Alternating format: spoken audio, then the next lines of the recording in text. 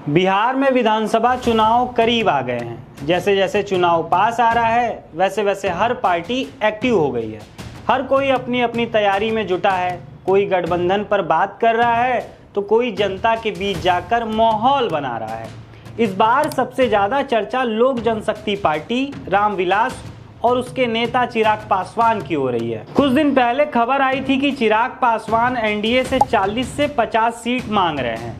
ये खबर फैलते ही हर जगह चर्चा होने लगी, लेकिन खुद चिराग ने साफ कहा कि ये सब अफवाह है। उन्होंने बोला कि उन्होंने कभी पब्लिक में सीटों पर बात नहीं की, ये सब सिर्फ अटकलें हैं। अब ये मामला इसलिए बड़ा हो गया क्योंकि उनके बहनोई और सांसद अरुण भारती ने ज़्यादा सीट देने की मांग की थी। उनका कहना था कि जब कोई छोटी पार्टी सिर्फ 2 सीट जीतकर भी 12 सीट मांग सकती है तो लोजपा रामविलास ने तो लोकसभा में शानदार प्रदर्शन किया है, उन्हें भी ज़्यादा सीट मिलनी चाहिए। और ये बात सच भी है। 2024 के लोकसभा चुनाव में लोजपा रामविलास ने 5 की 5 सीट जीती थी, यानी पार्टी का स्ट्राइक रेट 100% रहा। इस जीत से पार्टी के नेता और कार्यकर्ता बहुत उत्साहित हैं। अब उनका कहना है कि विधानसभा चुनाव में भी पार्टी को अच्छी खासी सीट मिलनी चाहिए। हाल ही में चिराग पासवान ने पुड़िया के रंगभूमि मैदान में एक बड़ी सभा की थी। इसका नाम रखा था नव संकल्प महासभा। वहां उन्होंने विपक्ष पर हमला बोला और कहा कि इस बार एनडीए 225 से ज़्यादा सीट जीतेगा। उन्होंने यह भी कहा कि प्रधानमंत्री नरेंद्र मोदी और मुख्यमंत्री नीतीश कुमार की डबल इंजन की सरकार बिहार के विकास के लिए पूरी तरह समर्पित है। चिराग ने अपनी सोच भी लोगों के सामने रखी। उन्होंने कहा कि उनकी पार्टी हर जिले में बिहार फर्स्ट, बिहारी फर्स्ट की बात लेकर जनता के बीच गई है। उनका मानना है कि अगर हर फैसले में बिहार और बिहारी को प्राथमिकता दी जाए तो राज्य का विकास बहुत तेजी से हो सकता है। विपक्षी पार्टियां अक्सर MY यानी मुस्लिम यादव समीकरण की बात करती हैं। इस पर चिराग ने तंज कसते हुए कहा कि उनके लिए M का मतलब महिला और Y का मतलब युवा है। उनका कहना है कि बिहार को जात पात से ऊपर उठकर सोचना होगा और महिलाओं व युवाओं को आगे लाना होगा। पहली बार CWC की बैठक बिहार में पटना में कब हुई थी, मतलब मेरी ज़्यादा जानकारी में नहीं है। वैसे भी वो कांग्रेस का विषय है तो ज़्यादा जानकारी मुझे नहीं भी हो तो चलेगा। बट ये कहीं ना कहीं पुनः वही दबाव की राजनीति है, जिस दबाव की राजनीति के तहत नेता प्रतिपक्ष बिहार विधानसभा कहते हैं कि हम 243 सीटों पे हम लोग चुनाव लड़ेंगे।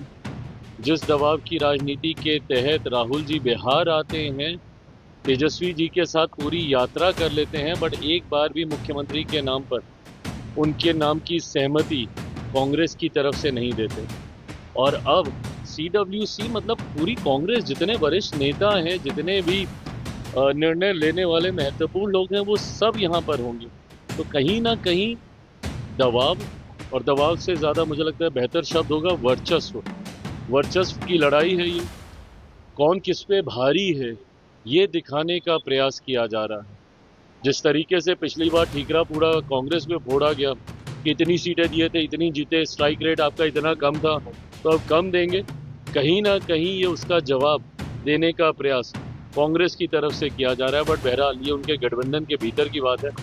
इतनी चिंता अगर हम लोग इनकी करेंगे तो ये लोग खुद क्या करेंगे। हमारा ध्यान केंद्रित अपने एनडीए पर। विधानसभा की चुनाव हुई, वहाँ भी चुनाव से पहले CWC की बैठक हुई और सत्ता में वापस आ गई। क्या लगता है भाई वहाँ पे क्यों? क्योंकि कांग्रेस थी, विपक्ष में भी कांग्रेस थी। ऐसे में बिहार में अगर आप CWC की बैठक की वजह से अगर आप सोचें, कांग्रेस में इतनी हिम्मत ही नहीं है ना। दिक्कत तो ये है भैया, देश की सबसे पुरानी पार्टी है। आप लड़के तो देखिए एक बार बिहार में अकेले चुनाव, खोने के लिए है क्या आपके पास?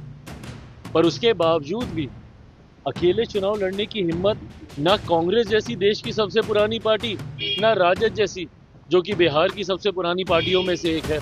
अकेले चुनाव तो ये लोग कभी लड़ते नहीं है। चिराग पासवान पे जरूर निशाना साधेंगे, अरे अकेले लड़े क्या हो गया। अरे कम से कम हिम्मत तो रखी मैंने अकेले चुनाव लड़ने की 2020 में। इनमें से किसी में हिम्मत है तो एक बार अकेले चुनाव लड़के दिखा।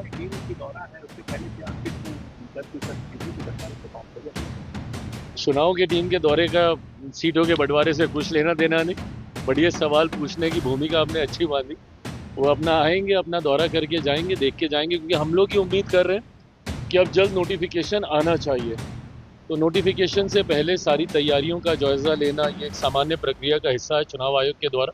पर मैं ये मानता हूँ कि अब सीटों के बंटवारे चयन को लेकर भी चर्चाओं का दौर शुरू होगा।